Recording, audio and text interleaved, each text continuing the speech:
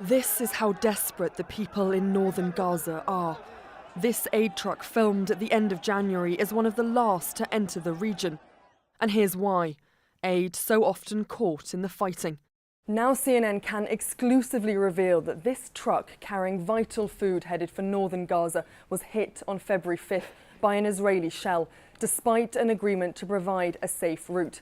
CNN has seen the internal UN incident report and the correspondence between the UN and the Israeli military that show the route of this convoy was agreed upon in advance. And with starvation imminent for many across Gaza, experts say hitting a food truck is a potential war crime. Looking at it with the available facts, it's really difficult to see how this could be a legal attack. And so at minimum, it would look like a very serious violation of international humanitarian law. Whether it's also criminal then depends on questions of intent. The truck set off as part of a UN-marked convoy of 10 up Al-Rashid Road in the early hours. It reached an IDF holding point at 4:15 a.m. Stationary for over an hour, it was then hit at 5:35 a.m. Fortunately, no one on board was killed. The UN says they were hit by Israeli naval gunfire, and in satellite imagery taken just 2 hours after the attack, CNN identified ships that could only be Israeli naval boats. They've been deployed along the coast and are attacking Gaza from the west. We share with the Israeli army the coordinates of the convoy, and only when the Israeli army gives us the okay, the green light, does UNRWA move. And the purpose of this deconfliction process is to make sure that aid convoys don't get hit.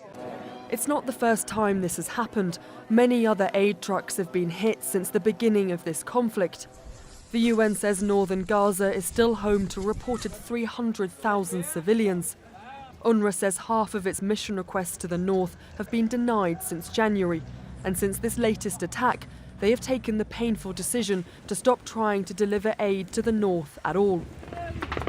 The IDF says it's helping to coordinate humanitarian relief in Gaza, but aid agencies say they face repeated delays while some staff are detained and even tortured. A UN mission in December described one aid worker who said he was stripped, beaten and blindfolded. Even when convoys are allowed through, some routes are simply not passable. This large crater blocking Al-Rashid Road just weeks before it was designated by the IDF as the main route permitted for humanitarian vehicles. Such large percentages of the population are at such dire need, at such immediate risk of starvation. From that perspective, it's really hard for me to understand what kind of potential military rationale could be advanced to justify actions like this. As the humanitarian crisis deepens, the question is whether Israel will be held accountable in a court of law for depriving so many in Gaza of aid. Katie Poglaze, CNN, London.